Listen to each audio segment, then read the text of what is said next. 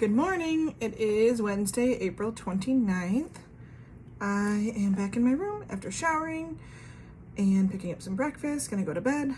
I didn't post yesterday because I had the previous night off and I didn't really have much to say about the situation down here. I did spend yesterday doing some stuff outdoors. The Blue Angels did a flyover of the city, which was really, really cool. So a coworker and I took the Staten Island ferry and went over there so we could see it. I was happy to see that everyone was social distancing and wearing their masks. I mean, getting on and off the bus was a little bit crowded, but for the most part, people tried to give each other space. While actually watching the show, everyone definitely gave each other space. We were outside and there was lots of room, so it was really nice and, kind of gave me some hope to see that people were abiding by the rules as much as they were able to. The rest of this, I'm probably just going to complain and I apologize now, but I had a rough night and I've seen some dumb shit online and I've tried not to respond too much to it because I try not to respond to negativity on social media, but here's my take. I keep seeing people, either discounting this whole thing. There are two quote-unquote ER docs from California that are saying that we are taking this overboard, that there's no need to shelter in place, that there's no need to self-quarantine, and all of this is too much. And they're wrong. They are not in a hot spot. They have not seen the devastation out here. The particular video I'm talking about highlights two doctors who are owners of an urgent care setting, which means their quote data comes from patients who are walking into their urgent care and walking out. They aren't seeing the patients who are being brought in by ambulance or by family members gasping for air, who can't breathe on, the max amount of oxygens that we can give them, and who are dying before they can even get to the hospital or dying when they get there because we can't treat them fast enough. So anyone who believes that, good luck to you, because I hope that you and your family members are the lucky ones that get the mild version, that are able to walk in and out of a urgent care center, but the people that I'm seeing in the hospital never would make it. Also, I've seen some other videos kind of throwing accusations out about the healthcare system in general down here, and it is infuriating. This situation down here is terrible. The care that patients are receiving is not optimal at all times. The system is completely overwhelmed. They have been short-staffed and short of equipment and, resources all around. However, every single person working in healthcare down here, every single person I have encountered is doing everything in their power to help everyone they encounter. Never once have I seen someone say, oh, forget them. Oh, they're not worth saving. Oh, let's, give up. Let's, or the opposite, where people are saying they're being way too aggressive. And as far as I can tell, and based on the information I've gotten and what I've observed and people I've talked to and research that I've read, they are doing everything in their power to not intubate people. But there comes a time where that's not even an option. And sometimes they do have to skip over other steps.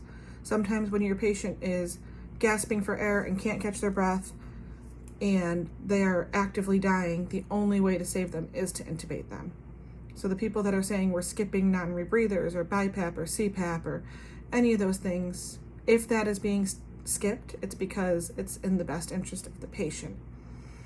And if efforts are terminated, it's never we're giving up. It's this is futile. It's this patient has been through so much already, there's no way they can recover. It's we don't know the damage that has been done to where what's the quality of life going to be and how far do we press this. It's done with heavy hearts and after all of our efforts have been exhausted. Not a single person that's treating these patients is doing so lightly. Everyone is working as hard as they can and throwing every bit of emotion and effort into our work.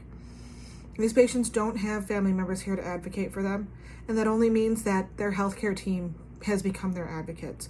We are there at their side 24 hours a day. Never in the time that I have been here have I not seen either a doctor, physician assistant, or nurse practitioner on the floor at the ready. They are always available. They are always willing to jump in and help. No one is above anything. Our doctors are in the room, and mid-levels are in the room at the first sign of trouble, and they are doing everything in their power. The nurses, yes, of course, we're clustering care, which means we're not in the rooms as often as we might be, but we are in the rooms as often as we can be.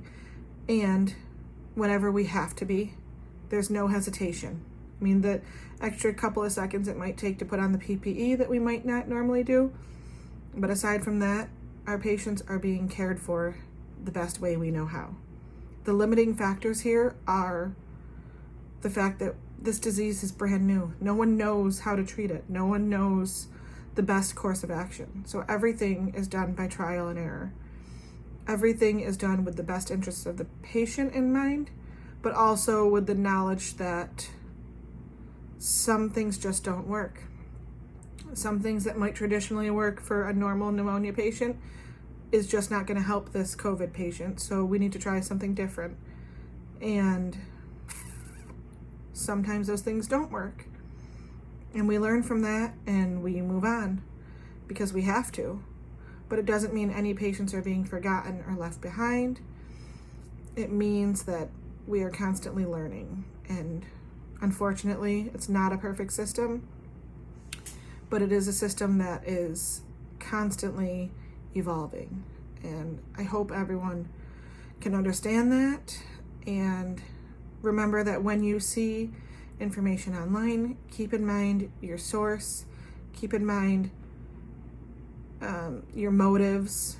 A lot of people are being hurt financially by this, and I understand that it's a huge hardship for people, but if that's your only motivating factor, then you don't deserve to have an opinion on this matter, as far as I'm concerned. That's pretty much my gripe for the night. It was, like I said, I had kind of a rough night. It was a busy night. There was some improvements being made. There were also some really bad situations. And it was just very, very busy. And I'm tired. I'm gonna eat some bacon and go to bed. And I will see you tomorrow.